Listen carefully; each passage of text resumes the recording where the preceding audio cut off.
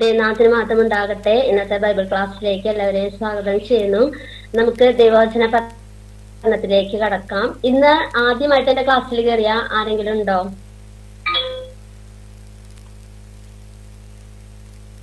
എല്ലാവരും അപ്പൊ ഇതുവരെ അറ്റൻഡ് ചെയ്തവരാണെന്ന് കരുതുന്നു. നിങ്ങൾക്കറിയാവുന്നത് പോലെ 2 സബ്ജക്റ്റ് ആണ് ഈ ബൈബിൾ ക്ലാസ്സിൽ ഞാൻ എടുത്തുകൊണ്ടിരിക്കുന്നത്.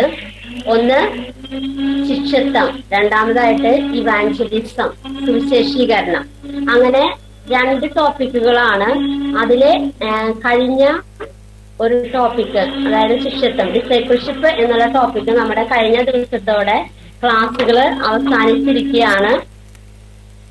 ഡിസൈപ്പിൾഷിപ്പ്, ശിഷ്യത്വം എന്നുള്ള ടോപ്പിക്ക് എല്ലാ ചാപ്റ്ററുകളും നമ്മൾ ക്ലാസ് എടുത്തു കഴിഞ്ഞു, പഠിപ്പിച്ചു കഴിഞ്ഞു. അപ്പൊ അത് നിങ്ങൾക്ക് എല്ലാവർക്കും കിട്ടിയെന്ന് കരുതുന്നു. പിന്നെ ആദ്യത്തെ ക്ലാസ്സുകളിൽ ഇല്ലാത്തവർക്ക് ചിലപ്പോൾ പാഠഭാഗങ്ങൾ മിസ്സായിട്ടുണ്ടായിരിക്കും. അപ്പോ അത് നോട്ടുകൾ ലഭിക്കാനായിട്ട് നമ്മുടെ മിനി ചേച്ചിയോട് പറഞ്ഞ് നിങ്ങൾ നോട്ടുകൾ കളക്ട് ചെയ്യേണ്ടതാണ്.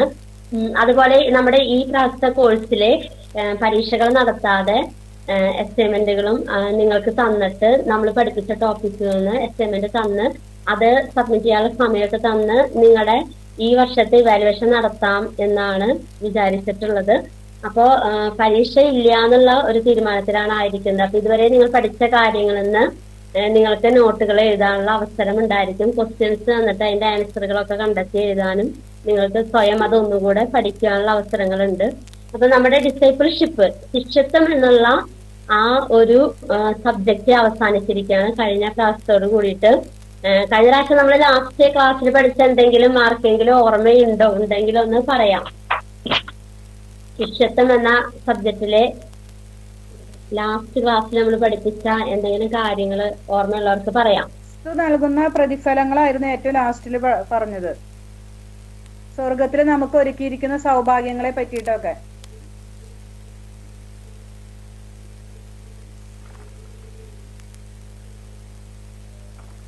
വേറെ ആർക്കെങ്കിലും പറയാം? ഒരാളാണല്ലോ പറഞ്ഞത്. ക്രിസ്തുവിന്റെ പ്രതിഫലങ്ങള്: വാടാത്ത കിരീടം, പ്രശംസ കിരീടം, നീതിയുടെ കിരീടം, ജീവകിരീടം, തേജസ്സിന്റെ കിരീടം.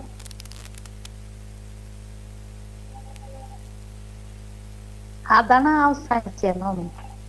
അത് പറഞ്ഞിട്ട് അവസാനിച്ചു.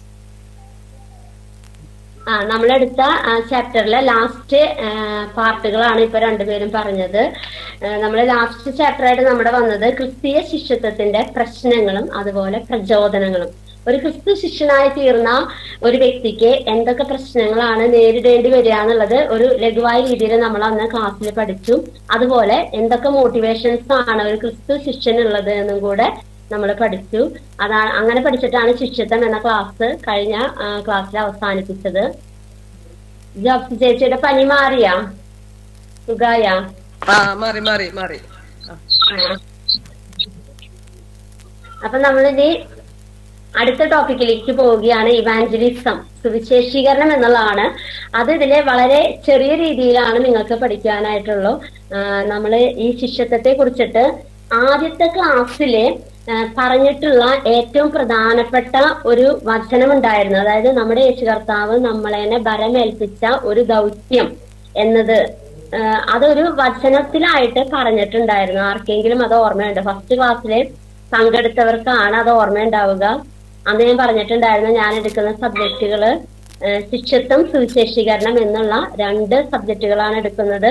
അപ്പോൾ ശിഷ്യത്വം എന്തിനു വേണ്ടിയിട്ടാണ്, അതുപോലെ യേശുവിന്റെ ശിഷ്യനായി തീരുന്നതും അതുപോലെ സുവിശേഷം അറിയിക്കേണ്ടതിന്റെ പ്രാധാന്യം, ആവശ്യകത ഉൾപ്പെടുന്ന ഒരു വചനം നമ്മുടെ യേശു കർത്താവ് അന്ത്യകൽപ്പനയായിട്ട് കൊടുത്തിട്ടുള്ള വചനം പറഞ്ഞത് ആർക്കെങ്കിലും ഓർമ്മയുണ്ടോ?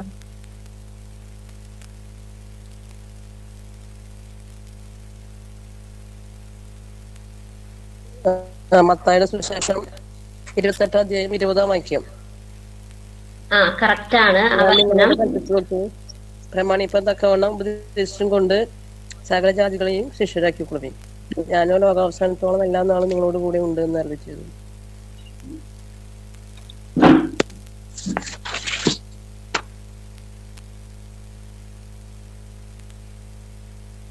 പിന്നെ യേശു അപ്പൊ വിളിച്ച മത്തായി 12 ശിഷ്യന്മാരുടെ കാര്യം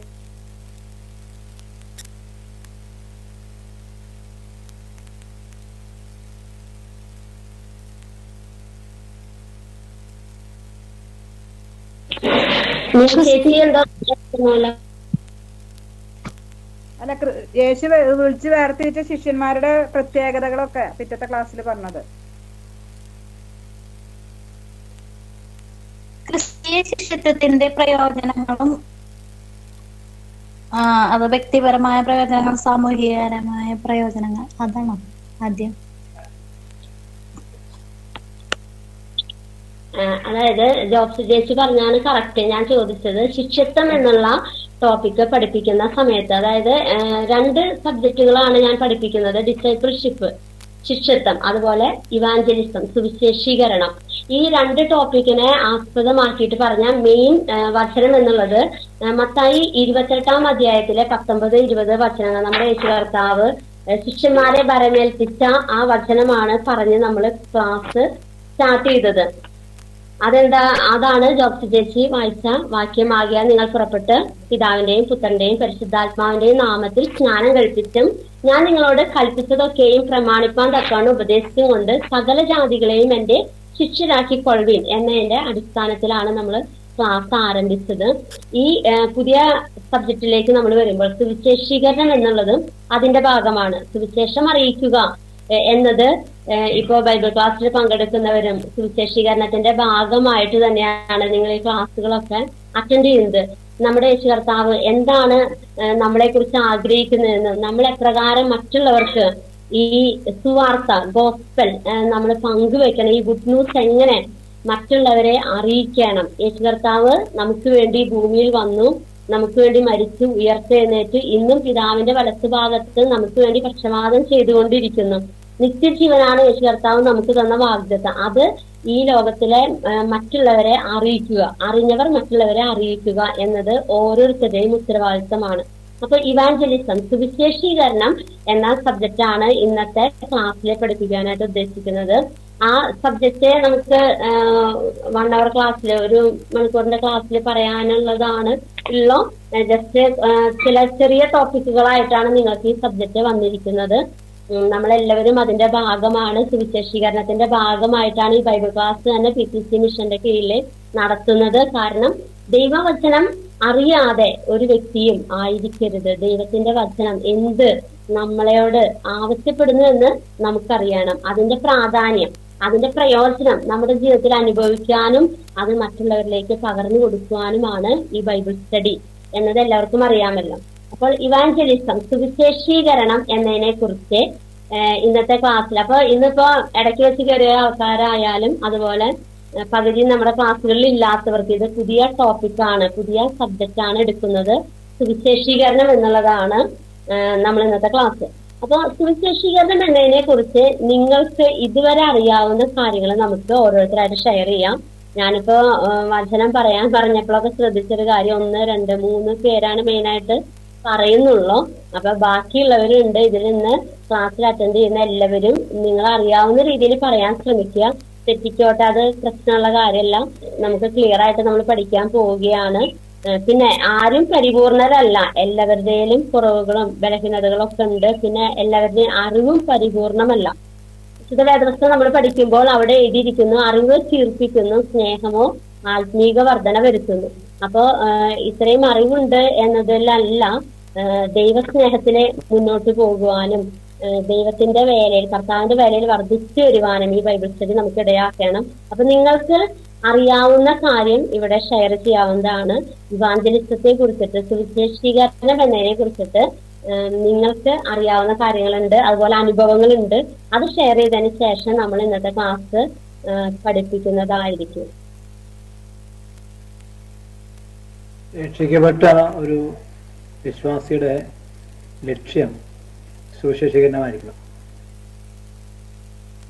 നമുക്ക് ലഭിക്കുന്ന സാഹചര്യവും സന്ദർഭവും സാമ്പത്തികവും എല്ലാം സുവിശേഷീകരണം എന്ന ഒരു വിഷയത്തിലേക്ക് നമ്മൾ ലക്ഷ്യമാക്കിയാലും നമ്മൾ കൊണ്ടുപോകേണ്ടത്. മാത്രമല്ല നമ്മുടെ ഓരോ ഭവനങ്ങളെയും രക്ഷപ്പെട്ട ആൾക്കാരുടെ രക്ഷപ്പെട്ട കുടുംബത്തിൻ്റെയും പ്രധാന ഉദ്ദേശം സുവിശേഷകരമായിരിക്കണം. ഓക്കെ. അപ്പൊ ഷാജി ബ്രദർ അതിന്റെ ഭാഗമാണ്. സുവിശേഷീകരണത്തിന്റെ ഭാഗമായിട്ട് നിരവധി പ്രവർത്തനങ്ങളിൽ ഏർപ്പെട്ടിരിക്കുന്ന വ്യക്തിയാണെന്ന് നമുക്ക് എല്ലാവർക്കും അറിയാം. അപ്പൊ അദ്ദേഹത്തിന്റെ കാഴ്ചപ്പാടാണ് ഇപ്പൊ ഇവിടെ ഷെയർ ചെയ്തത്. ഇനി ഓരോരുത്തർക്കും വ്യത്യസ്ത അനുഭവങ്ങളായിരിക്കാം. യേശു കർത്താവ് പറഞ്ഞു, ക്രിസ്തു സഭയുടെ അംഗങ്ങൾ എന്ന് പറഞ്ഞാല് ഓരോ അംഗത്തിനും ഓരോ അവയവത്തിന്റെ ഡ്യൂട്ടിയാണുള്ളത്. ഓരോരുത്തർക്കും ഓരോ ഡ്യൂട്ടിയാണ് ദൈവം പരമേൽപ്പിച്ചിരിക്കുന്നത്. ഒരു വ്യക്തിക്കുള്ള സെയിം ഡ്യൂട്ടി അല്ല മറ്റുള്ളവർക്കുള്ളത്. അതുകൊണ്ട് നമുക്കറിയാവുന്നത് പോലെ നമ്മുടെ ശരീരത്തിൽ വിവിധ അവയവങ്ങൾ ഉണ്ട്. 1 കൊരിന്ത്യർ 12-ാം അധ്യായം വായിച്ചാൽ നമുക്ക് മനസ്സിലാക്കാവുന്ന കാര്യമാണ്. വിവിധ അവയവങ്ങൾക്ക് വിവിധ പ്രവൃത്തികളാണ്. അപ്പൊ നമ്മെ ഏൽപ്പിച്ചിട്ടുള്ള ദൈവിക ശുശ്രൂഷ തിരിച്ചറിഞ്ഞ് അത് ചെയ്ത് മുന്നോട്ട് പോവുക എന്നതാണ് ഒരു ദൈവ പൈതലിന്റെ ഉത്തരവാദിത്വം. അപ്പൊ ഷാജി ബ്രദറിനെ ഏൽപ്പിച്ചിട്ടുള്ള ഡ്യൂട്ടികളായിട്ട് അദ്ദേഹം മുന്നോട്ട് പോയിക്കൊണ്ടിരിക്കുന്നത് നമുക്കറിയാവുന്ന കാര്യമാണ്. അതിന്റെ ഭാഗമായിട്ടാണ് നമ്മൾ ഈ ബൈബിൾ സ്റ്റഡിയിൽ പങ്കെടുത്തുകൊണ്ടിരിക്കുന്നത്. ഇനി നിങ്ങൾക്ക് ഓരോരുത്തർക്കുള്ള അഭിപ്രായങ്ങൾ പങ്കുവയ്ക്കാം. ആരൊക്കെയാണ് പറയുന്നത് ഞാനിവിടെ നോട്ട് ചെയ്യാണ്. അല്ലെ സ്ഥിരം 2-3 പേര് മാത്രമാണ് പറയുന്നത്. ഞങ്ങൾ ആരെങ്കിലും പറയട്ടെ അല്ലേ? നിങ്ങൾ ഇനിയിപ്പോ ലാസ്റ്റ് പറയാം. എപ്പോഴും പറയുന്നവര് അല്ലാത്തവര് പറയട്ടെ.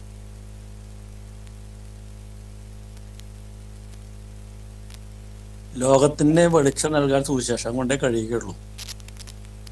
പ്രത്യേകിച്ച് ആഫ്രിക്കയിലുള്ള ഒക്കെ പ്രവർത്തനങ്ങൾ നരഭോജികളായിട്ടുള്ള ജനങ്ങളെ മനുഷ്യസ്നേഹികളായിട്ട് ദൈവസ്നേഹികളായിട്ട് മാറ്റാൻ സുവിശേഷത്തിന് കഴിഞ്ഞു. ഇവിടെ ഇന്ത്യയിലും അതുപോലെ വില്യം കേറി പോലെയുള്ള ആളുകൾ ഇന്ത്യയിലേക്ക് വന്ന് സുവിശേഷം അറിയിച്ചതുകൊണ്ട് നമ്മുടെയും കുറേ ദുരാചാരങ്ങളൊക്കെ മാറി ദൈവസ്നേഹത്തിലായി.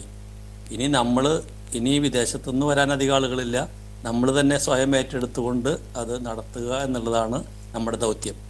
അപ്പോൾ നമ്മൾ അതിനായിട്ട് മുന്നേറണം, മുൻപന്തിയിൽ നിൽക്കണമെന്നാണ് എനിക്ക് പറയാനുള്ളത്. ബാബു ബ്രദർ അദ്ദേഹത്തിന്റെ അഭിപ്രായമാണ് ഷെയർ ചെയ്തത്. നമ്മുടെ ഇന്ത്യ രാജ്യത്തിന് ഇത്രയും പുരോഗതി ഉള്ള അവസ്ഥ കൈവന്നത് വിദേശ മിഷണറിമാരുടെ പ്രവർത്തനത്തിന്റെ ഭാഗമായിട്ടാണ്. ഈ നാളുകളിൽ നമുക്ക് എല്ലാവർക്കും അറിയാവുന്ന ഒരു കാര്യമാണ്. ഇപ്പോൾ സോഷ്യൽ മീഡിയയിലൊക്കെ പ്രചരിക്കുന്ന കാര്യത്തിൽ നിന്ന് നമുക്ക് കാര്യങ്ങൾ മനസ്സിലാക്കാവുന്നതാണ്. മാത്രമല്ല നെറ്റില് സെർച്ച് ചെയ്ത് കഴിഞ്ഞാൽ നമുക്ക് അറിയാവുന്ന കാര്യമാണ്. നമ്മുടെ ഇന്ത്യ രാജ്യത്തിന്റെ ഡെവലപ്മെന്റിലെ വിദേശ മിഷണറിമാരെ, ക്രിസ്ത്യൻ മിഷണറിമാരെ വളരെയധികം പങ്ക് വഹിച്ചിട്ടുണ്ട്. സാമൂഹിക, സാംസ്കാരിക, സാമ്പത്തിക മേഖലകളിലൊക്കെ അതിന്റെ പ്രതിഫലനം നമുക്ക് കാണാവുന്നതാണ്. അതുപോലെ ആഫ്രിക്ക പോലുള്ള ഭൂഖണ്ഡങ്ങളിലെ അനേക സുവിശേഷകർ ഇന്നും പ്രവർത്തിച്ചുകൊണ്ടിരിക്കുന്നു. ഞങ്ങളുടെ ചർച്ചിൽ നിന്നും ഒരു ഫാമിലി ആഫ്രിക്കയിലേക്ക് സുവിശേഷ പ്രവർത്തനത്തിനായിട്ട് കടന്നുപോയിട്ടുണ്ട്. അപ്പൊ അതൊരു ക്രിസ്ത്യൻ കൺട്രി ആണെങ്കിൽ കൂടെ അവിടുത്തെ ഇപ്പോഴത്തെ അവസ്ഥ വളരെ പരിതാപകരമാണ്. ദൈവവചനം ഒക്കെ അതിന്റെ എന്താ പറയാ, ദൈവവചനത്തിന്റെ ആ ഒരു സ്പർശനമേൽക്കാത്ത നിരവധി പ്രവർത്തനങ്ങളൊക്കെ അവിടെയുള്ള ആളുകളിലുണ്ട്. അപ്പൊ അവരെ യഥാർത്ഥത്തിൽ ക്രിസ്തുവിന്റെ സ്നേഹത്തിലേക്ക് കൊണ്ടുവരിക എന്നുള്ള ഒരു ദൗത്യമാണ് ഇപ്പോഴത്തെ മിഷണറിമാർ അവിടെ ചെയ്തുകൊണ്ടിരിക്കുന്നത്. ആ 2 കാര്യങ്ങളാണ് ബാബു ബ്രദറിലൂടെ നമുക്ക് കേൾക്കാൻ കഴിഞ്ഞത്. ഇനി വേറെ ആളുകൾക്ക് പറയാം. Praise the Lord. നമ്മളൊരു നല്ല സുവിശേഷം കേട്ടിട്ടാണ് കർത്താവിനെ അറിഞ്ഞതും കർത്താവിനോട് ചേർന്നതും ഒക്കെ. അപ്പം നമ്മളും ഈ സുവിശേഷം കേട്ട് വന്നു. അപ്പം നമ്മൾ കേട്ട സുവിശേഷം നമ്മളിൽ മാത്രം ഒതുക്കി വയ്ക്കുകയല്ല. ദൈവം നമുക്ക് ഒരുപാട് കൃപാവരങ്ങൾ തന്നിട്ടുണ്ട്. അപ്പം നമ്മൾ അതിനെ ജ്വലിപ്പിച്ച് ദൈവത്തിൻ്റെ സുവിശേഷം നമ്മൾ കേട്ടത് മറ്റുള്ളവരിലേക്ക് എത്തിക്കാൻ അതാണ് നമ്മൾ ആദ്യം ചെയ്യേണ്ടത്. അതിന് വേണ്ടിയിട്ട് ദൈവം തന്ന കൃപാവരങ്ങൾ കൊണ്ടും നമ്മുടെ എല്ലാ കാര്യങ്ങളും കൊണ്ടും ദൈവത്തിൻ്റെ സുവിശേഷം നമ്മൾ മറ്റുള്ളവരിലേക്ക് അറിയിക്കണം. അത് നമ്മുടെ വലിയൊരു ഡ്യൂട്ടിയാണ്. നമ്മുടെ ഉത്തരവാദിത്തമായിട്ട് നമ്മളത് ഏറ്റെടുത്ത് ചെയ്യണം.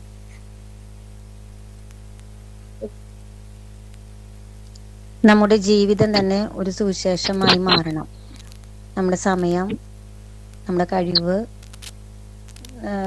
ബൈബിളിൽ പറയുന്നത് പോലെ തന്നെ ക്രിസ്തുവേശുള്ള ഭാവം തന്നെ നമ്മളിൽ ഉണ്ടായിരിക്കട്ടെ. നമ്മുടെ പ്രവൃത്തി, നമ്മുടെ സംസാരം അത് കണ്ട് മറ്റുള്ളവരെ ക്രിസ്തീയ ഈ ദൗത്യത്തിലേക്ക് കടന്നു വരുവാനായിട്ട് മാതൃകയുള്ള ജീവിതം നയിപ്പാൻ നമുക്ക് സാധിക്കണം.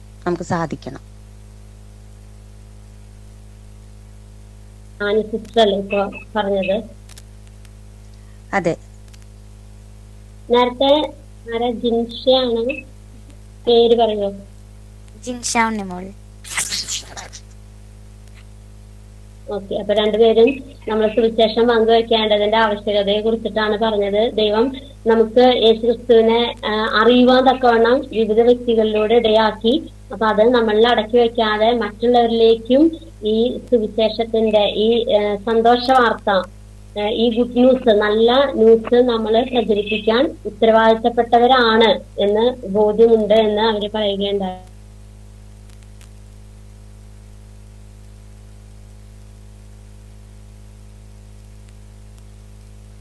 ഇനി പറയാം.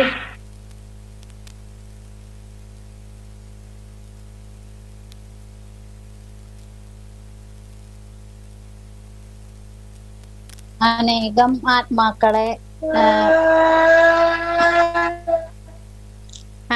ആത്മാക്കളെ സ്വർഗത്തിലേക്ക് നയിക്കാൻ നമ്മൾ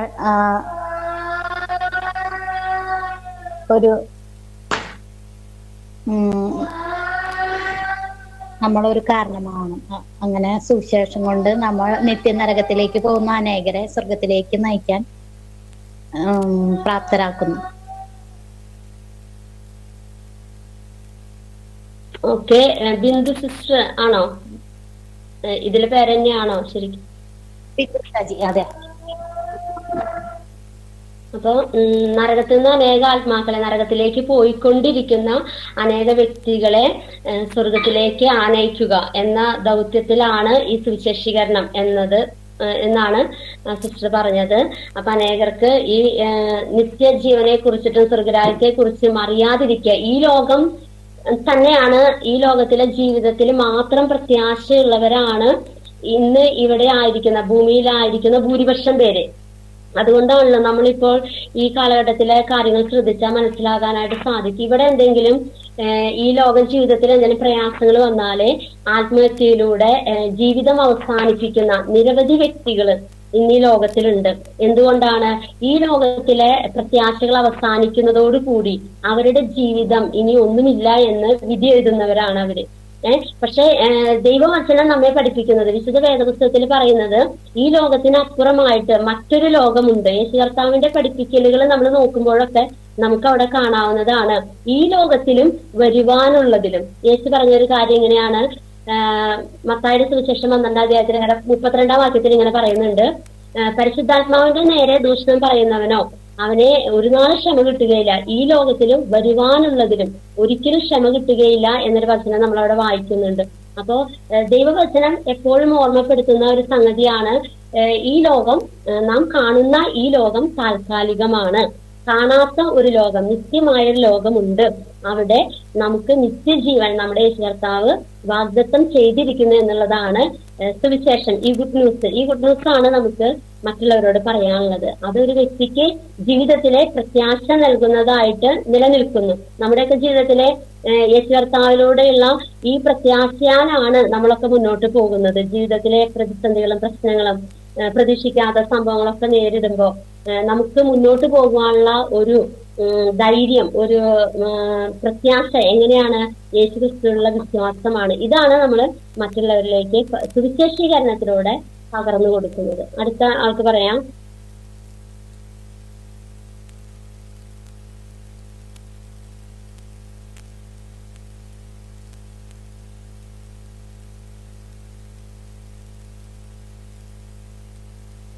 എങ്ങനെയാണ് നമുക്കത് നേടിയെടുക്കേണ്ടതെന്ന്, എന്താണ് നമ്മൾ അതിന് ചെയ്യേണ്ടത്? അങ്ങനെ ആ പുതിയ ലോകത്തിന് വേണ്ടി നമ്മൾ ചിന്തിക്കുമ്പോൾ അതിനു വേണ്ടി എന്താ ചെയ്യേണ്ടതെന്ന് പലർക്കും അറിയില്ല. എങ്ങനെയാണ് നമ്മളത് നേടിയെടുക്കേണ്ടത്? എന്താണ് അതിന്റെ മുന്നോടിയായിട്ട് നമ്മൾ ചെയ്യേണ്ടത്? നമുക്ക് വേണ്ടിയിട്ട് ആരാണ് പാപയാഗമായി തീർന്നത് എന്നുള്ളതൊക്കെ മറ്റുള്ളവരെ അറിയിക്കുക.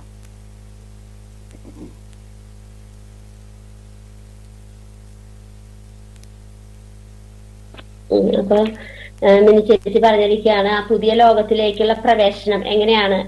വിശുദ്ധ വേദപുസ്തകം നമ്മൾ പഠിക്കുമ്പോൾ ഇത് പഴയതെല്ലാം കഴിഞ്ഞുപോയി, പഴയ ആകാശവും ഭൂമിയും എല്ലാം മാറിപ്പോയി, പുതിയ ആകാശവും പുതിയ ഭൂമിയും ദൈവം സൃഷ്ടിക്കുന്നതായിട്ട് നമുക്ക് വെളിപ്പാട് പുസ്തകത്തിൽ വായിക്കുവാനായിട്ട് സാധിക്കുന്നുണ്ട്. ദൈവം തെരഞ്ഞെടുത്ത തന്റെ വൃതന്മാർക്ക് മാത്രമാണ് അവിടേക്കുള്ള പ്രവേശനം ദൈവം ഒരുക്കിയിട്ടുള്ളത്. അപ്പോ ലേഖനങ്ങളൊക്കെ പഠിക്കുമ്പോൾ അവിടെ കാണുവാനായിട്ട് സാധിക്കാൻ, ഇങ്ങനെ നിങ്ങൾ നിത്യരാജ്യത്തിലേക്കുള്ള പ്രവേശനം ധാരാളമായി പ്രാപിക്കും.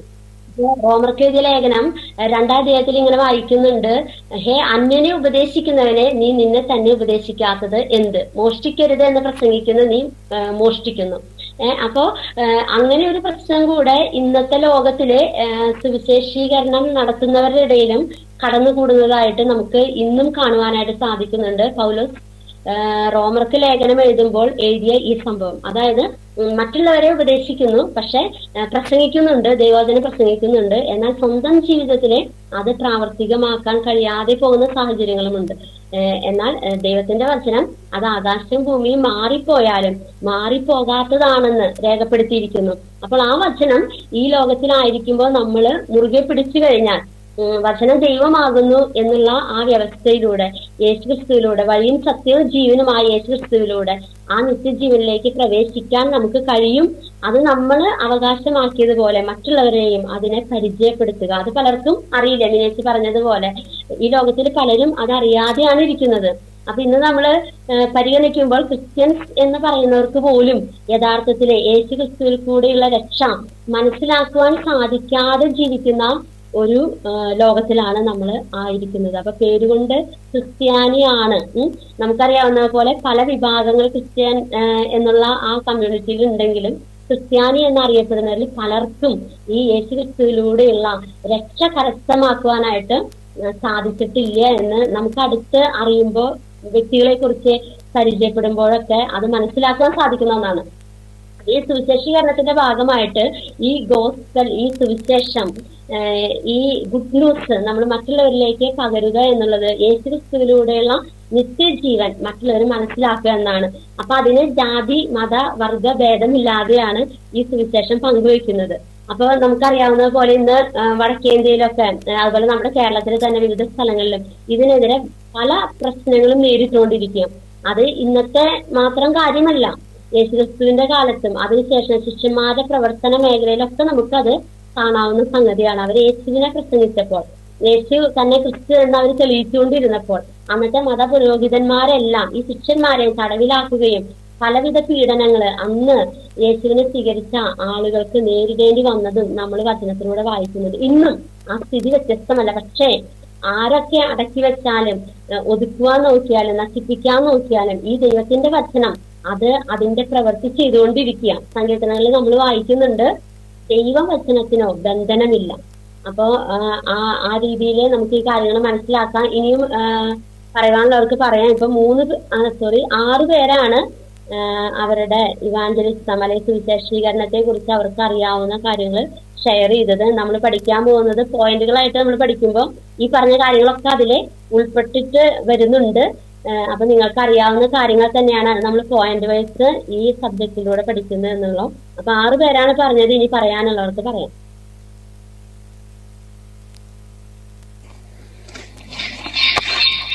ഈ ലോകത്തിൽ ജീവിക്കുന്ന ഓരോ മനുഷ്യനും ജീവിക്കുന്ന ഒരു ദൈവമുണ്ടെന്ന് അറിയുവാനും പാപത്തിന്റെ വഴിയിൽ നടക്കുന്ന പലരും പലതിലും പല ദൈവങ്ങളിലും ആശ്രയിക്കുന്നുണ്ട്. എന്നാൽ ജീവിക്കുന്ന ഒരു ദൈവമേ നമ്മുടെ ഭൂമിയിലായാലും സ്വർഗത്തിലായാലും ഒരു ദൈവം മാത്രമേ ഉള്ളൂ എന്നും മറ്റുള്ളവർ അറിയത്തക്കവണ്ണം അവരെ അറിയിക്കാനാണ് ദൈവത്തിന്റെ വചനം നമ്മൾ പറയുന്നതും പ്രസംഗിക്കുന്നതും. അതിലൂടെ അവരുടെ പാപത്തെ അവർക്ക് മനസ്സിലാക്കി കൊടുക്കുവാനും ഈ ലോകം മാത്രമല്ല മറ്റൊരു സ്വർഗം കൂടി നമുക്കുണ്ട്. ഈ ഭൂമി മാത്രമല്ല നമ്മുടെ ആയുസ് തീരുന്നത്, വരുവാനുള്ള ലോകത്തിലും നമുക്ക് അവിടെയും ജീവിക്കണമെങ്കിൽ ഈ വചനം അനുസരിച്ച് ജീവിച്ചാൽ മാത്രമേ അവിടെ എത്തുകയുള്ളൂ മറ്റുള്ളവരെ അറിയിക്കുകയും അവരുടെ പാപത്തെക്കുറിച്ച് അവരെ ബോധപ്പെടുത്തുകയും ചെയ്യുകയും ഇതിലൂടെ സാധ്യമാക്കിക്കൊണ്ടിരിക്കുന്നു.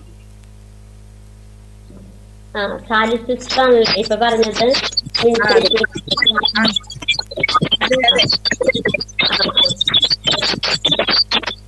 അപ്പൊ സാലിസിസ്റ്റർ ഓർമ്മപ്പെടുത്തിയതുപോലെ യേശുക്രിസ്തുവിലൂടെ മാത്രമാണ് ആ നിത്യജീവനിലേക്ക് നമുക്ക് പ്രവേശിക്കാൻ പറ്റുകയുള്ളൂ.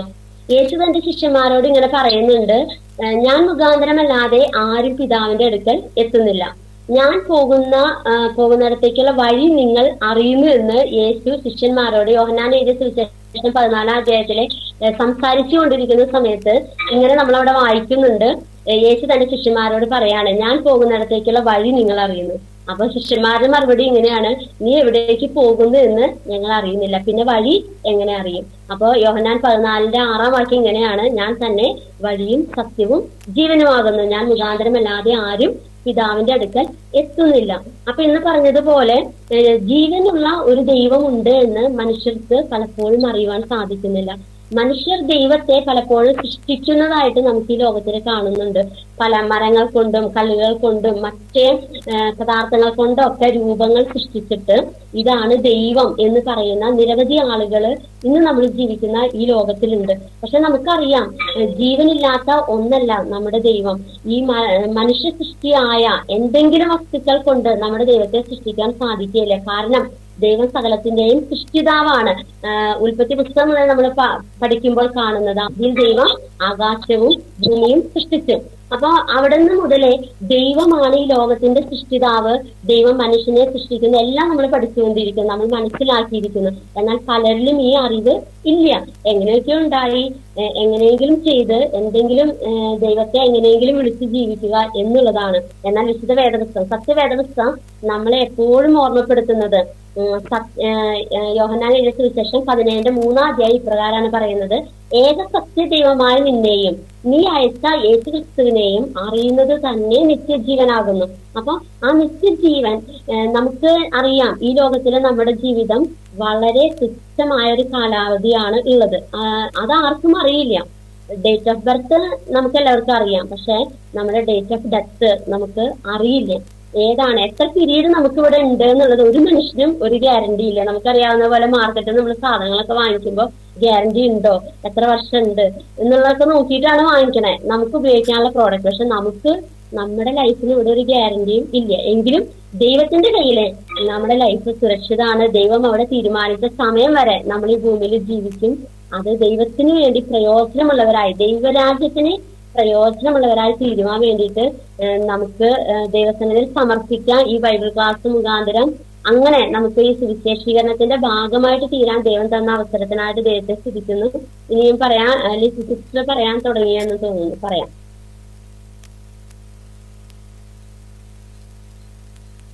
സുവിശേഷം എന്നുകൊണ്ട്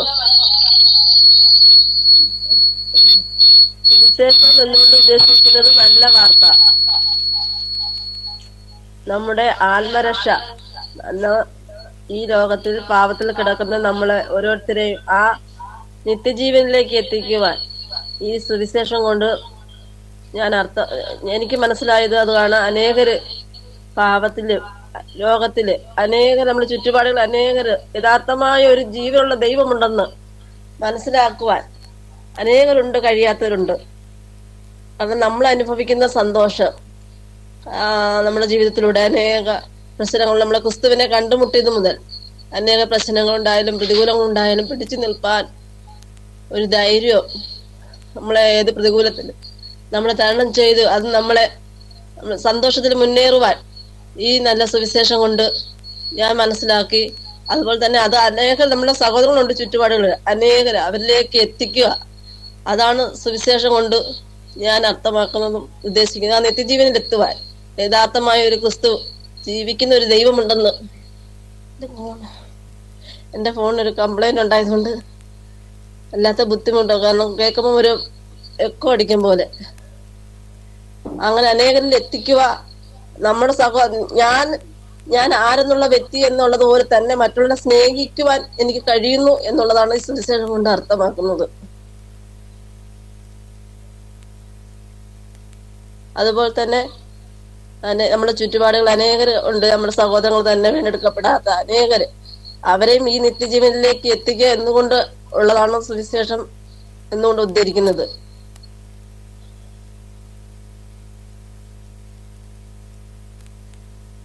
അപ്പൊ സിസ്റ്റർ പറഞ്ഞതുപോലെ ഓരോ മനുഷ്യനും മനസ്സിലാക്കേണ്ട പ്രധാനപ്പെട്ട കാര്യം എന്ന് പറഞ്ഞാല്, മനുഷ്യൻ എന്ന് പറഞ്ഞാൽ ഈ പുറമേ കാണുന്ന ശരീരം മാത്രമല്ല, മനുഷ്യന്റെ ഉള്ളിൽ ദൈവം സൃഷ്ടിച്ച ഒരാത്മാവുണ്ട് എന്നുള്ള അറിവാണ്. അപ്പൊ ഈ ശരീരം നമുക്കറിയാവുന്നതുപോലെ മണ്ണിലേക്ക് തിരികെ ചേരുന്നു, നശിച്ചു പോകുന്നു.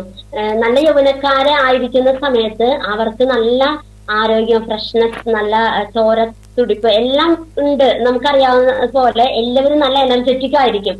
എന്നാൽ ഓരോ പ്രായം കഴിയും തോറും ആയെന്ന് തോന്നുന്നു, ഓരോ പ്രായം കഴിയും തോറും ആരോഗ്യസ്ഥിതി, നമ്മുടെ ഹെൽത്ത് ഒക്കെ മോശമായിക്കൊണ്ടിരിക്കും. നമ്മുടെ ശരീരത്തിന് പലവിധ പ്രയാസങ്ങൾ നേരിട്ടുകൊണ്ടിരിക്കും. അത് ഈ ലോകത്തിലെ ജീവിക്കുന്ന ആളുകൾക്ക് അറിയാവുന്ന ഒരു കാര്യമാണ്. എന്നാൽ ക്രിസ്തുവിൽ ജീവിക്കുന്ന ഒരു വ്യക്തിക്ക് പ്രത്യാശ നൽകുന്ന ഒന്നാണ്, നമ്മുടെ ഈ ശരീരം നശിച്ചു പോയാലും നമുക്ക് ദൈവം തന്ന ആത്മാവിന് നിത്യജീവൻ ഉണ്ടെന്നും അത് നിത്യരാജ്യത്തിലേക്ക് പ്രവേശിക്കുമെന്നുള്ള ഒരറിവ്. പക്ഷെ പലരിലും ഈ അറിവ് ഇല്ല. മനുഷ്യര് പലരും ധരിച്ചു വെച്ചിരിക്കുന്നത് നമ്മൾ ഈ ശരീരം, നമ്മളിവിടെ നിന്ന് മരിച്ചു കഴിഞ്ഞാൽ എല്ലാം കഴിഞ്ഞു, നേരത്തെ സൂചിപ്പിച്ചതുപോലെ. അതുകൊണ്ടാണല്ലോ ആത്മഹത്യയിലേക്ക് തിരിയുന്നത്. പ്രയാസങ്ങളും പ്രതിസന്ധികളും വരുമ്പോൾ ഈ ലോകത്തിലെ ജീവിതം അവസാനിപ്പിക്കുക എന്നുള്ള ഒരു തീരുമാനത്തിലേക്ക് എത്തുന്നു. എന്നാൽ ഇവിടത്തെ ജീവിതം കഴിഞ്ഞ് മറ്റൊരു ജീവിതത്തിലേക്ക് നമുക്ക് പ്രവേശിക്കാം എന്നുള്ള ഒരു പ്രത്യാശ ദൈവവചനം നമുക്ക് ഓഫർ ചെയ്യുന്നുണ്ട്. അതുപോലെ ആ ചേച്ചി ഓർമ്മിപ്പിച്ചതുപോലെ ആ സ്നേഹം, തമ്മിൽ തമ്മിൽ സ്നേഹിക്കുവാൻ, നമുക്ക് ക്ഷമിക്കുവാൻ, മറ്റുള്ളവരെ കരുതുവാനുള്ള ഒരു മനസ്സ് സുവിശേഷീകരണത്തിലൂടെ നമുക്ക് മറ്റുള്ളവർക്ക് പകർന്നു കൊടുക്കാനായിട്ട് സാധിക്കണം.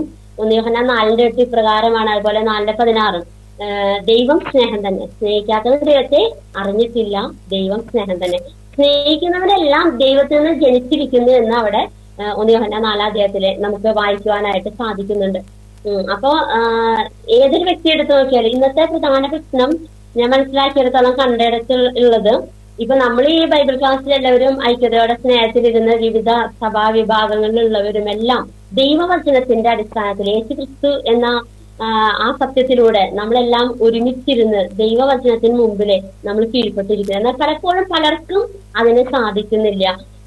എന്താണ്, സഭകള്, സംഘടനകള്, അങ്ങനെയുള്ള പ്രവർത്തനങ്ങളൊക്കെ എന്ത് ചെയ്യുന്നു, മനുഷ്യരെ ദൈവസ്നേഹത്തിൽ നിന്ന് പലപ്പോഴും അകറ്റുന്നതായിട്ട് കാണുവാനായിട്ട് സാധിച്ചിട്ടുണ്ട്. എന്നാൽ യഥാർത്ഥത്തില് ദൈവത്തെ അറിയുന്ന വ്യക്തികൾക്ക് ഒരിക്കലും മറ്റുള്ളവരെ, ഒരു സഹോദരനെ സ്നേഹിക്കാതിരിക്കാൻ കഴിയുകയില്ല.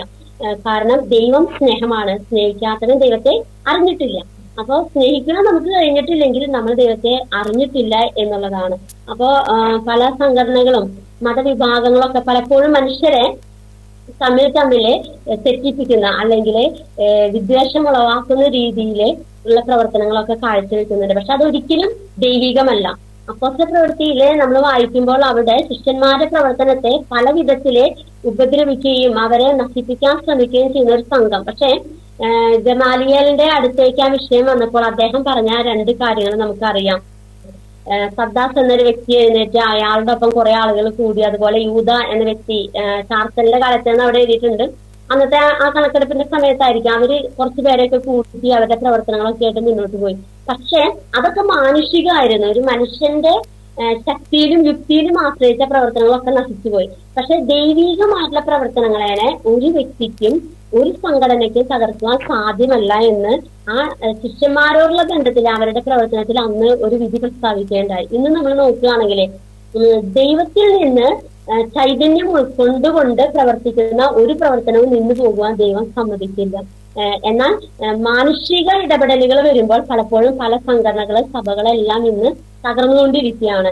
നമ്മുടെ ഇന്ത്യ രാജ്യത്തില്, നമ്മൾ ആയിരിക്കുന്ന കേരളത്തിലെ വളരെ കുറഞ്ഞ രീതിയിലാണ് അതൊക്കെ കാണുന്നതെങ്കിലും നമുക്കറിയാം വിദേശ രാജ്യങ്ങളിലൊക്കെ പലപ്പോഴും പല ചർച്ചുകളെല്ലാം അടച്ചുപൂട്ടി അത് പല കാര്യങ്ങൾക്കായിട്ട് ഉപയോഗിക്കുന്നതൊക്കെ നമ്മള് ന്യൂസുകളിലൂടെ ഒക്കെ അറിയുന്നുണ്ട്. എന്നാൽ ഇന്ന് വിദേശങ്ങളിലേക്ക് നമ്മുടെ കേരളത്തിൽ നിന്നുള്ളവർ, നമ്മുടെ ഇന്ത്യ രാജ്യത്തിൽ നിന്നുള്ളവരും മറ്റു രാജ്യങ്ങളിൽ നിന്നുള്ളവരൊക്കെ കുടിയേറി, മറ്റു പല രാജ്യങ്ങളിലേക്കും കുടിയേറി അവിടെ സുവിശേഷ പ്രവർത്തനങ്ങളും ദൈവിക ആരാധനകളൊക്കെ നടന്നു വരുന്നതായിട്ട് നമുക്ക് കാണുവാനായിട്ട് സാധിക്കും. എന്നാൽ ദൈവികമായിട്ടുള്ള ഒന്നിനെ നശിപ്പിക്കുവാൻ ഒരു മനുഷ്യനോ ഒരു ദുഷ്ടശക്തിക്കോ സാധ്യമല്ല എന്നുള്ളതാണ് സത്യമായിട്ടുള്ള കാര്യം. അപ്പൊ പലരും മനസ്സിലാക്കാത്തൊരു കാര്യം, മനുഷ്യൻ എന്നത് ഈ കാണുന്ന ശരീരം എന്ന് ധരിച്ച് ജീവിക്കുന്ന നിരവധി ആളുകളുണ്ട്. എന്നാൽ അത് മാത്രമല്ല, മനുഷ്യന്റെ ഉള്ളിൽ ദൈവം സൃഷ്ടിച്ച ആത്മാവുണ്ട്.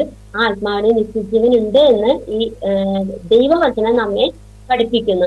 അപ്പൊ അത് പ്രചരിപ്പിക്കുക എന്നുള്ളതാണ് സുവിശേഷീകരണത്തിലൂടെ വരുന്ന ഒരു കാര്യം.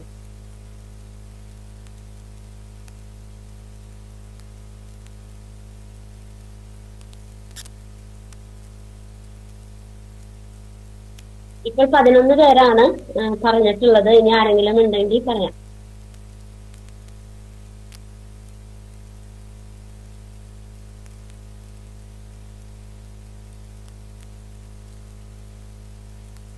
സകല മനുഷ്യരെയും രൂപാന്തരപ്പെടുത്തുന്ന ഒരു കാര്യമാണ് സുവിശേഷീകരണത്തിലൂടെ നടക്കുന്നത്. ഏത് പ്രാകൃത മനുഷ്യനായാലും അല്ലെങ്കിൽ ജാതിയായ മനുഷ്യരെയും രൂപാന്തരപ്പെടുത്തുവാൻ നമ്മുടെ സുവിശേഷീകരണത്തിലൂടെ കഴിയും. ദൈവസ്നേഹം അതിലൂടെ നമുക്ക് വെളിപ്പെടുത്തുവാനും അനേകരെ ദൈവരാജ്യത്തിലേക്ക് കൊണ്ടുവരുവാനും സുവിശേഷീകരണത്തിലൂടെ നമുക്ക് സാധിക്കുന്നു. ദാവീദിന്റെ സന്തതിയായിട്ട് ജനിച്ച യേശുക്രിസ്തുവിനെ നമ്മൾ പരിചയപ്പെടുത്തുമ്പോൾ നമുക്ക് ഏറ്റവും മാതൃകയായിരിക്കുന്ന യേശുക്രിസ്തു, എല്ലാരേക്കാളും മാതൃകയായിരിക്കുന്ന യേശുക്രിസ്തു നമുക്ക് മറ്റുള്ളവരെ പരിചയപ്പെടുത്തുവാൻ തക്ക ഒരു മാതൃകയായിട്ട് നമുക്ക് കാണാനായിട്ട് സാധിക്കും. അത് നമ്മുടെ ജീവിതത്തിൽ പകർത്തുവാനായിട്ട് സാധിക്കും.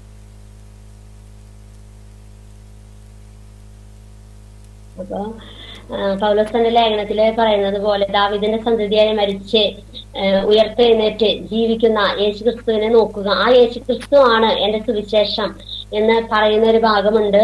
അതുപോലെ ദൈവരാജ്യത്തെ കുറിച്ചിട്ട് പറയുവാനായിട്ട് ഇടയായി. യോഹന്നാൻ എഴുതിയ സുവിശേഷത്തിലെ 6-ാം അധ്യായത്തിലെ ലൂക്കോസ് എഴുതിയ സുവിശേഷം 6-ാം അധ്യായം 63-ാം വാക്യത്തിൽ നമ്മളിങ്ങനെ വായിക്കുന്നുണ്ട്, കലപ്പയ്ക്ക് കൈവച്ചിട്ട് പുറകോട്ട് നോക്കുന്നവൻ ആരും ദൈവരാജ്യത്തിനെ കൊള്ളാകുന്നവനല്ല. അപ്പൊ നമ്മൾ ഇവിടെ ആയിരിക്കുന്ന ഈ രാജ്യം, അതിനപ്പുറമായിട്ടൊരു ദൈവരാജ്യമുണ്ട്. യേശു കർത്താവ് പറയാണ് ദൈവരാജ്യം നിങ്ങളുടെ ഇടയിൽ തന്നെ ഉണ്ടല്ലോ എന്ന് പറയുന്നുണ്ട്. അതുപോലെ റോമർക്കെഴുതിയ ലേഖനം 14-17 വാക്യത്തിൽ ഇങ്ങനെ പറയുന്നുണ്ട്, ദൈവരാജ്യം ഭക്ഷണവും പാനീയവുമല്ല, നീതിയും സമാധാനവും പരിശുദ്ധാത്മാവിൽ സന്തോഷവുമാകുന്നു. അപ്പൊ ഈ സുവിശേഷം പങ്കുവെക്കുമ്പോൾ അത് വ്യക്തികളിൽ രൂപാന്തരം വരുവാനായിട്ട് ഇടയാക്കുന്നു എന്ന് ഡോക്ടർ നമ്മളോട് പറഞ്ഞു. ഈ സുവിശേഷത്തിനെ, ദൈവവചനത്തിനെ അതിന്റെ ശക്തിയുണ്ട്. നമ്മൾ പറഞ്ഞതുപോലെ തന്നെ ദൈവവചനത്തിനും ബന്ധനമില്ല. ദൈവത്തിന്റെ വചനം അത് മൂർച്ചയുള്ള ഏത് വാളിനേക്കാളും, ഇരുവായ്ത്തലയിലെ ഏത് വാളിനേക്കാളും മൂർച്ച ഏറിയതാണ് ദൈവത്തിന്റെ വചനം. അത് ജീവനും ചൈതന്യമുള്ളതാണ്. അത് ഹൃദയത്തിലെ ചിന്തനങ്ങളെയും ഭാവങ്ങളെയും വിവേചിക്കുന്നതുമാണ്. അപ്പൊ പലപ്പോഴും മനുഷ്യരെ ഈ ദൈവവചനത്തോട് അല്ലെങ്കിൽ സുവിശേഷ പ്രവർത്തനങ്ങളോട് എതിരിടുവാനുള്ള കാരണം എന്താന്ന് വെച്ചാല്, ഈ ദൈവത്തിന്റെ വചനം കേൾക്കുന്ന സമയത്ത് അത് നമ്മുടെ ഹൃദയങ്ങളിലേക്ക് ചെല്ലുകയാണ്. അത് നമ്മളെ ശോധന ചെയ്തുകൊണ്ടിരിക്കും. ഞാൻ ചെയ്യുന്നത് തെറ്റാന്ന് എന്നോട് പറയുന്നതാണ് ദൈവത്തിന്റെ വചനം.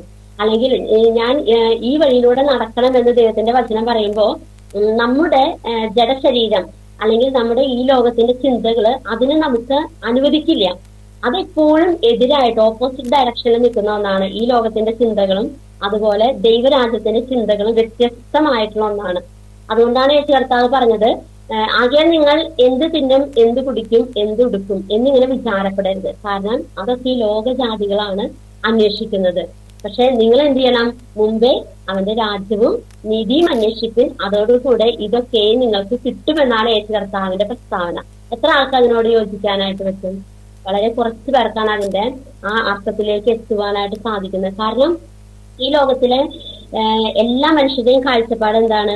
ഇവിടെ ജീവിക്കുവാനുള്ള കാര്യങ്ങൾക്ക് വേണ്ടിയാണ് എല്ലാവരും പ്രവർത്തിച്ചുകൊണ്ടിരിക്കുന്നത്. എന്ത് തിന്നും, എന്ത് കുടിക്കും, എന്ത് ഉടുക്കും, ഇവിടത്തെ കാര്യങ്ങള്. അതായത് ജഡമോഹം, കൺമോഹം, ജീവനത്തിന്റെ പ്രതാപം എന്ന് 1 യോഹന്നാൻ 2:14-15 വാക്യങ്ങളിൽ നമുക്ക് വായിക്കുവാനായിട്ട് സാധിക്കുന്നുണ്ട്. ഉൽപ്പത്തി പുസ്തകത്തിലെ ഏദൻ തോട്ടത്തിലെ ആദാം ഹൗവ എന്ന 2 വ്യക്തികളെ ദൈവം സൃഷ്ടിച്ച ആദ്യത്തെ മനുഷ്യനായ ആദാമിനെ അതുപോലെ ഹൗവയെ പരീക്ഷിച്ച ആ സർപ്പത്തിന്റെ രൂപത്തിൽ കടന്നു വന്ന ആ പിശാചിന്റെ പ്രവൃത്തികൾ ഇന്നും നടക്കുന്നുണ്ട്. പക്ഷെ നമുക്ക് ദൈവവചനത്തിൽ നിന്ന് വായിക്കുവാനായിട്ട് സാധിക്കും, പിശാചിന്റെ പ്രവൃത്തികളെ അഴിപ്പാൻ തന്നെ ദൈവപുത്രൻ പ്രത്യക്ഷനായി. ആ യേശു കർത്താവ് നമുക്ക് വേണ്ടി കാൽവറി ക്രൂശിൽ മരിച്ചു ഈ പിശാചിന്റെ പ്രവൃത്തികളെ എല്ലാം എന്ത് ചെയ്തു? തകർത്ത് കളഞ്ഞിരിക്കുകയാണ്. അപ്പോൾ ആ ദൈവിക പ്രവർത്തനം നമ്മുടെ ഓരോരുത്തരുടെയും ജീവിതത്തിൽ വെളിപ്പെട്ടതുപോലെ ഇനിയും അനേകർക്ക് ഈ നിത്യ സന്തോഷം, നിത്യ സമാധാനത്തിലേക്ക് കടന്നു വരാനായിട്ട് സാധിക്കണം. അതാണ് ഈ സുവിശേഷീകരണത്തിന്റെ മെയിൻ ഉദ്ദേശമായിട്ട് നിൽക്കുന്നത്. അപ്പോൾ ഇന്നത്തെ പ്രശ്നം എന്ന് പറയാൻ നമുക്കറിയാം, മനുഷ്യരെല്ലാം മനുഷ്യരെ നോക്കിക്കൊണ്ടിരിക്കുകയാണ്. അപ്പൊ അവരിൽ തെറ്റുണ്ട്, ഇവരിൽ കുറവുകളുണ്ട്, ഇങ്ങനെ കണ്ടുപിടിച്ചുകൊണ്ടിരിക്കും.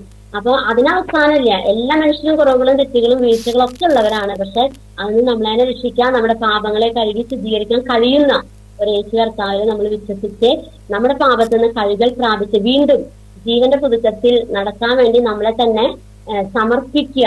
അതാണ് സുവിശേഷീകരണത്തിലൂടെ എല്ലാവർക്കും ആവശ്യമായിരിക്കുന്നത്. അപ്പൊ അതിന്റെ ഭാഗമായിട്ട് നമ്മൾ ദൈവവചനം ഞാൻ നേരത്തെ പറഞ്ഞതുപോലെ ദൈവവചനം കേൾക്കാൻ, പഠിക്കുവാൻ പലർക്കും താല്പര്യമില്ല, ഇഷ്ടമില്ല. എന്താണെന്ന് വെച്ചാൽ ദൈവവചനം കേട്ട് കഴിഞ്ഞാൽ അത് നമ്മളെ ശോധന ചെയ്തുകൊണ്ടിരിക്കും. അത് നമ്മളെ ദൈവത്തിന് ഇഷ്ടമില്ലാത്ത കാര്യങ്ങളൊക്കെ എടുത്തു മാറ്റേണ്ടതായിട്ട് വരും. പക്ഷെ ദൈവത്തിന്റെ പരിശുദ്ധാത്മാവിനെ ദൈവം നമ്മളെ ശക്തീകരിക്കുകയും ആ ദൈവിക വഴിയിൽ നമ്മളെ നടത്തുവാൻ പ്രാപ്തരാക്കുകയും ചെയ്യും എന്നതിൽ യാതൊരു സംശയമില്ല. അതുകൊണ്ടാണ് യേശു കർത്താവ് പറയുന്നത് മത്തായി 11-ാം അധ്യായത്തിന്റെ അവസാന വാക്യങ്ങൾ 29-30 വാക്യങ്ങളിലെ എന്റെ മുഖം മൃദുവും എന്റെ ചുമട് ലഘുവുമാകുന്നു. അധ്വാനിക്കുന്നതിനും ഭാരം ചുമക്കുന്നതിനുമായുള്ളവർ എല്ലാവരും എന്റെ അടുക്കൽ വരുന്നു, ഞാൻ നിങ്ങളെ ആശ്വസിപ്പിക്കുന്നു. ഞാൻ സൗന്ദര്യം താഴ്മയുമുള്ളവനാകിയാൽ എന്റെ മുഖം ഏറ്റുകൊണ്ട് എന്നോട് പഠിപ്പിൻ. എന്റെ മുഖം മൃദുവും എന്റെ ചുമട് ലഘുവുമാകുന്നു എന്ന മത്തായി 11-29-30 വാക്യങ്ങളിൽ നമുക്ക് വായിക്കാൻ സാധിക്കും. കാരണം അത് എടുത്തു നോക്കിയാലാണ് അറിയുകയുള്ളൂ എന്റെ മുഖം മൃദുവും എന്റെ ചുമട് ലഘുവുമാകുന്നത്. അതുവരെ അത് ഭയങ്കര ഭാരമുള്ള കാര്യമാണ്. ദൈവരാജ്യത്തിന്റെ ഒരു അംഗമായിട്ട് ഇവിടെ ജീവിക്കുക, ദൈവത്തിന് വേണ്ടി ജീവിക്കുക എന്ന് പറഞ്ഞാൽ വളരെ പ്രയാസമെന്നാണ് ലോക മനുഷ്യന്റെ കാഴ്ചപ്പാടിൽ. എന്നാൽ ദൈവത്തെ സ്നേഹിക്കുന്ന വ്യക്തികൾക്ക് ദൈവം അതൊക്കെയും മൃദുവും ലഘുവുമാക്കി കൊടുക്കുന്നു എന്നുള്ളതാണ് അതിന്റെ സത്യമായിട്ടുള്ള കാര്യം.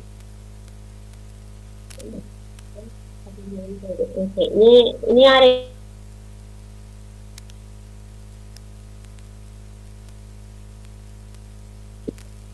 സുവിശേഷീകരണത്തെ കുറിച്ചിട്ട് പറയുവാനായിട്ട് ഇനി ആരെങ്കിലും ഉണ്ടോ?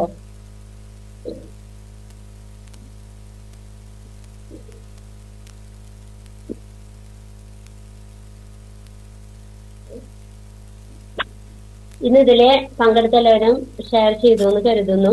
അപ്പൊ നമ്മൾ ഇപ്പൊ പഠിക്കാൻ പോകുന്ന സബ്ജക്ട് സുവിശേഷീകരണം എന്നുള്ളതാണ്. സുവിശേഷം മറ്റുള്ളവരിലേക്ക് പങ്കുവയ്ക്കുക. ഈ ഗുഡ് ന്യൂസ് യേശു കർത്താവ് നമുക്ക് വേണ്ടിയിട്ട് ഈ ഭൂമിയിൽ വന്നു, നമ്മുടെ പാപങ്ങൾക്ക് വേണ്ടി ക്രൂശിന്മേൽ മരിച്ചു, ആ നിത്യരാജ്യത്തിനെ നമുക്ക് അവകാശികളാക്കി തീർത്തു, നിത്യജീവൻ നമുക്ക് വാഗ്ദത്തം ചെയ്തിട്ടുണ്ട്. അപ്പോൾ ഈ ലോകത്തിൽ നമ്മൾ ജീവിക്കുമ്പോൾ തന്നെ വരുവാനുള്ള ഒരു ലോകത്തിലേക്കുള്ള പ്രവേശനം നമ്മുടെ ജീവിതത്തിൽ നേടിയെടുക്കേണ്ടത് ആവശ്യമാണെന്ന് മറ്റുള്ളവരെയും കൂടെ ബോധ്യപ്പെടുത്തുക എന്ന ദൗത്യമാണ് സുവിശേഷീകരണത്തിലൂടെ ദൈവവചനം നമ്മെ ഓർമ്മപ്പെടുത്തുന്നത്. അതിന്റെ ഭാഗമായിട്ടാണ് നമ്മളും ഈ ബൈബിൾ ക്ലാസ്സിലായിരിക്കുന്നത്. ദൈവത്തിന്റെ വചനം എന്ത് നമ്മെ കുറിച്ച് ആഗ്രഹിക്കുന്നു എന്നുള്ളത് മനസ്സിലാക്കുവാൻ വേണ്ടി പഠിക്കുവാനും അനേകർക്ക് അത് ഷെയർ ചെയ്യുവാനുമാണ് നമ്മൾ ദൈവത്തിന്റെ സന്നിധിയിൽ ഈ രാത്രികാലവും ആയിരിക്കുന്നത് എന്നതിൽ നമുക്ക് സന്തോഷിക്കാൻ, ദൈവത്തിനെ മഹത്വം കൊടുക്കുകയും ചെയ്യാം. ഇനി നമുക്ക് ശ്രദ്ധിക്കാനുള്ള ചില വാക്കുകളെ കുറിച്ചിട്ടാണ് ഞാൻ പറയുന്നത്. നമുക്കറിയാം, ഇപ്പോ പള്ളികളിലൊക്കെ പോകുന്ന ആൾക്കാർക്ക് അറിയാം, ഏവൻഗേലിയോൻ എന്ന് പറഞ്ഞ് പള്ളികളിൽ വായിക്കുന്ന സുവിശേഷ ഭാഗങ്ങൾ. അപ്പൊ ഞാനത് നോക്കിയപ്പോൾ അതിന്റെ ആ വാക്ക് ഒരു ഗ്രീക്ക് പദമാണ്. അത് പ്രൊനൗൺസിയേഷൻ കറക്റ്റ് വരുന്നത്, അതിന്റെ സ്പെല്ലിംഗ് ഞാൻ പറയാം, EUANGELION എന്നുള്ളതാണ്. അതിനെ പറഞ്ഞിട്ടുള്ളത് നമുക്ക് പഠിക്കാൻ വന്നിട്ടുള്ള ടോപ്പിക്കിൽ അവിടെ എഴുതിയിരിക്കുന്നത് ഇവൻഗെലിയോൻ എന്നുള്ളതാണ്. പക്ഷെ അതിന്റെ പ്രൊനൗൺസിയേഷൻ നോക്കിയപ്പോൾ യുവാൻ എന്നാണ് അവിടെ പറയുന്നത്. യുവാൻഗെലിയോൻ എന്നുള്ള ഒരു പ്രൊനൗൺസിയേഷൻ ആണ് കേട്ടത്. ഈ എന്നത് അവിടെ സൗണ്ട് വരുന്നില്ല. പക്ഷെ ഇവൻഗേലിയോൻ എന്നാണ് ഇവിടെ എഴുതിയിരിക്കുന്നത്. പള്ളികളിൽ നമ്മൾ വായിക്കുമ്പോൾ ഏവൻഗേലിയോൻ എന്നാണ് അവിടെ അവർ പറയുന്നത്. എന്ത് തന്നെയായാലും ഒരു ഗ്രീക്ക് പദത്തിൽ നിന്നാണ് ഈ ഇംഗ്ലീഷ് പദമായ ഇവാഞ്ചലിസം എന്ന വാക്ക് ഉത്ഭവിച്ചത് എന്ന് വായിക്കാനായിട്ട് സാധിക്കുന്നു. അതുപോലെ ലത്തീൻ പദങ്ങളായ ഇവാഞ്ചലിസ്മസ് അല്ലെങ്കിൽ ഇവാഞ്ചലിയം എന്ന പദത്തിൽ നിന്നും ആയിരിക്കാം ഇവാഞ്ചലിസം എന്ന ഇംഗ്ലീഷ് പദം, സുവിശേഷീകരണം, അതാണ് അതിന്റെ മലയാളം, ആ പദം വന്നിരിക്കുന്നത് എന്നാണ് ഇവിടെ നിങ്ങൾക്കുള്ള ടോപ്പിക്കിൽ തന്നിരിക്കുന്നത്. പിന്നെ സുവിശേഷീകരണത്തിന്റെ നിർവചനം ഇപ്പൊ നമ്മൾ പറഞ്ഞു, എന്താണ് സുവിശേഷം, നമുക്കറിയാവുന്ന കാര്യങ്ങളൊക്കെ ഷെയർ ചെയ്തെന്നുണ്ടെങ്കിലും അതിന്റെ നിർവചനങ്ങൾ നിരവധി ആളുകൾ അതിനെ കുറിച്ചിട്ട് പറഞ്ഞിട്ടുള്ള കാര്യങ്ങൾ നമുക്ക് നോക്കാം. നിർവചനം എന്ന് പറഞ്ഞാൽ ഇംഗ്ലീഷിലെ ഡെഫിനിഷൻസ് നമുക്ക് നോക്കാം. അപ്പോൾ സുവിശേഷീകരണം എന്നാൽ, ഇവാഞ്ചലിസം എന്നാൽ കേൾക്കുന്നവരെ യേശുക്രിസ്തുവിന്റെ ശിഷ്യരാകണം എന്നുള്ള വ്യക്തമായ ഉദ്ദേശത്തോടെ ദൈവത്തിന്റെ വചനം പ്രചരിപ്പിക്കുകയും പഠിപ്പിക്കുകയും പഠിപ്പിക്കുന്ന ആളുകൾ അതിന്റെ സാക്ഷികളായി തീരുകയും ചെയ്യുന്ന പ്രക്രിയയാണ് സുവിശേഷീകരണം. അപ്പൊ സുവിശേഷീകരണം എന്ന് പറഞ്ഞാൽ ദൈവത്തിന്റെ വചനം പഠിപ്പിക്കുക എന്നുള്ളതാണ്. അതെങ്ങനെയാണ്? അത് കേൾക്കുന്നവരെ യേശുക്രിസ്തുവിന്റെ ശിഷ്യരായി തീരണം, അവരാണ് യേശുവിന്റെ ശിഷ്യരാക്കി തീർക്കണം എന്നുള്ള വ്യക്തമായ ഉദ്ദേശത്തോടു കൂടെ ഈ ദൈവത്തിന്റെ വചനം പഠിപ്പിക്കുകയും പ്രചരിപ്പിക്കുകയും ചെയ്യുക. അതോടൊപ്പം ഈ പഠിപ്പിക്കുന്ന ആളുകൾ ക്രിസ്തുവിന്റെ സാക്ഷികളുമായിരിക്കണം. അതാണ് സുവിശേഷീകരണം എന്നത്. ഒരു നിർവചനം അങ്ങനെയാണ് പറയുന്നത്. നിങ്ങൾ മനസ്സിലാക്കിയിരിക്കുക. നിങ്ങൾക്കറിയാം സുവിശേഷീകരണം എന്താണെന്നാണെങ്കിലും അതിന്റെ ഡെഫിനിഷൻസ് നമ്മൾ പഠിക്കുമ്പോൾ ഒന്നുകൂടി നമുക്കത് വ്യക്തമാക്കാനായിട്ട് സാധിക്കും. അതുപോലെ തന്നെ വാക്കുകൊണ്ടും പ്രവൃത്തി കൊണ്ടും യേശുവിനെ മറ്റുള്ളവർക്ക് കാണിച്ചു കൊടുക്കുന്ന ഒരു പ്രക്രിയയാണ് സുവിശേഷീകരണം എന്ന് പറയുന്നത്. ആ പ്രവൃത്തി ചെയ്യുന്നവരെ സുവിശേഷകർ എന്ന് പറയാണ്. അപ്പൊ നമ്മളൊക്കെ ഇത് പറഞ്ഞു വന്ന കാര്യങ്ങളിൽ അടങ്ങിയിട്ടുള്ളത് തന്നെയാണ്, എങ്കിലും അത് നിർവചനമായിട്ട് കൊടുത്തിരിക്കുന്നു. വാക്കുകളിലൂടെയും പ്രവൃത്തികളിലൂടെയും യേശുവിനെ മറ്റുള്ളവർക്ക് കാണിച്ചു കൊടുക്കുന്ന ഒരു പ്രക്രിയയാണ് സുവിശേഷീകരണം. അത് ചെയ്യുന്ന വ്യക്തികളെയാണ് സുവിശേഷകർ എന്ന് പറയുന്നത്. അതുപോലെ അടുത്തൊരു ഡെഫിനിഷൻ നമുക്ക് നോക്കാം.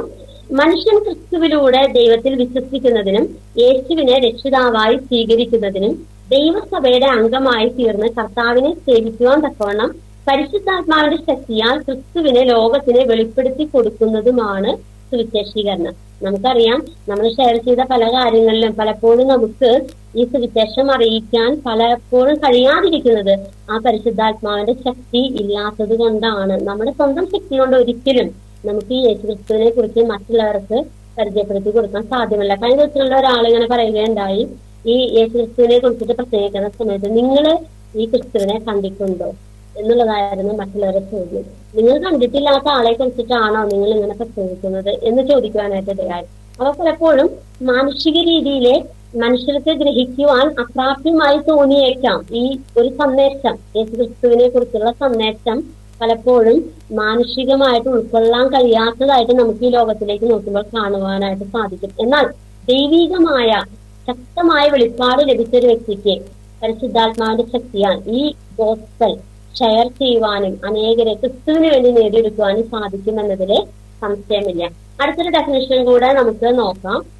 യേശു ക്രിസ്തു മാനവജാതിയുടെ പാപങ്ങൾക്ക് വേണ്ടി മരിച്ചു നമ്മുടെ മേൽ കർത്തൃത്വം നടത്തുന്ന കർത്താവാണെന്ന ബോധ്യത്തോടെ അനുദപിക്കുകയും വിശ്വസിക്കുകയും ചെയ്യാൻ എല്ലാവർക്കും പാപമോചനവും പരിശുദ്ധാത്മാവിന്റെ ദാനവും നൽകുന്നു എന്നുള്ള സദ്വർത്തമാനം പ്രചരിപ്പിക്കുന്നതാണ് സുവിശേഷീകരണം.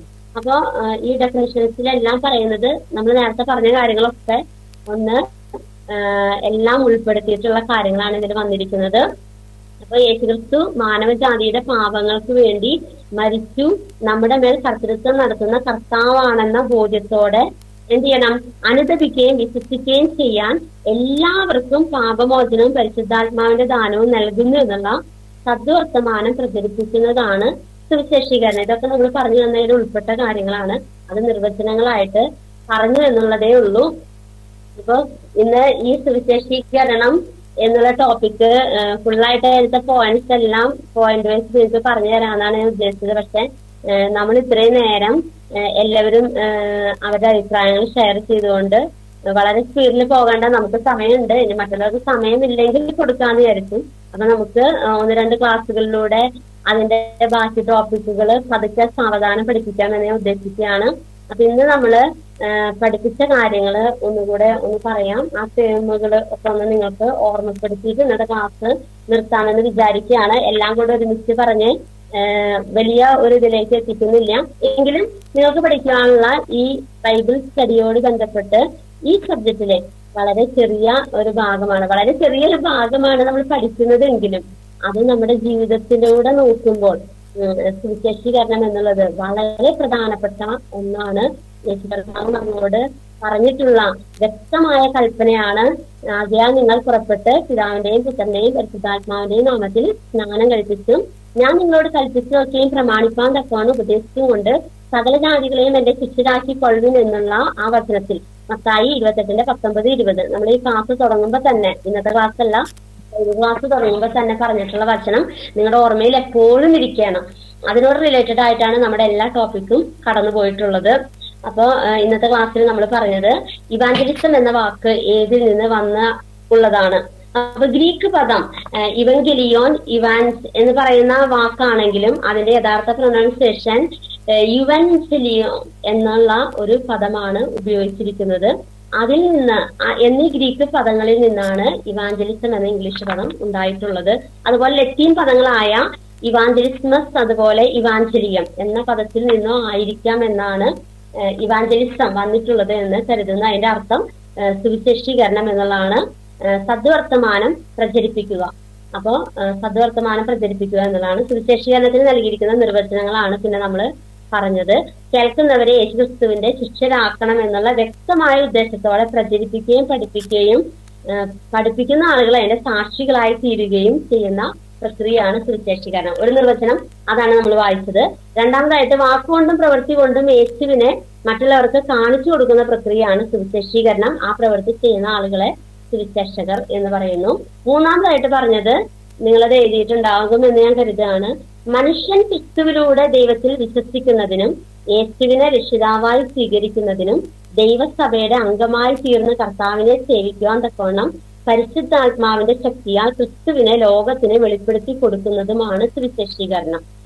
അടുത്തതായിട്ട് നാലാമതായിട്ട് യേശുക്രിസ്തു മാനവജാതിയുടെ പാപങ്ങൾക്ക് വേണ്ടി മരിച്ചു നമ്മുടെ മേൽ കർത്തൃത്വം നടത്തുന്ന കർത്താവാണെന്ന ബോധ്യത്തോടെ അനുദപിക്കുകയും വിശ്വസിക്കുകയും ചെയ്യുവാൻ എല്ലാവർക്കും പാപമോചനവും പരിശുദ്ധാത്മാവിന്റെ ദാനവും നൽകുന്ന എന്നുള്ള സദ്വർത്തമാനം പ്രചരിപ്പിക്കുന്നതാണ് സുവിശേഷീകരണം. ഇത്രയും 4 ഡെഫിനിഷൻസ് ആണ് പറഞ്ഞത്. ഇവാഞ്ചലിസം എന്ന വാക്ക് എഴുതിന്ന് വന്നു എന്നുള്ള കാര്യങ്ങളുമാണ് ഇന്നത്തെ ക്ലാസ്സിൽ നമ്മൾ പരിചയപ്പെടുത്തിയത്. അടുത്ത ക്ലാസ്സുകളിൽ നമുക്ക് ബാക്കിയുള്ള ചെറിയ കാര്യങ്ങൾ നോക്കാം.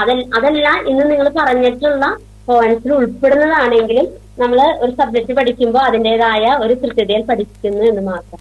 ഇന്ന് ദൈവവചനം പഠിച്ച എല്ലാവരെയും ദൈവം അനുഗ്രഹിക്കട്ടെ.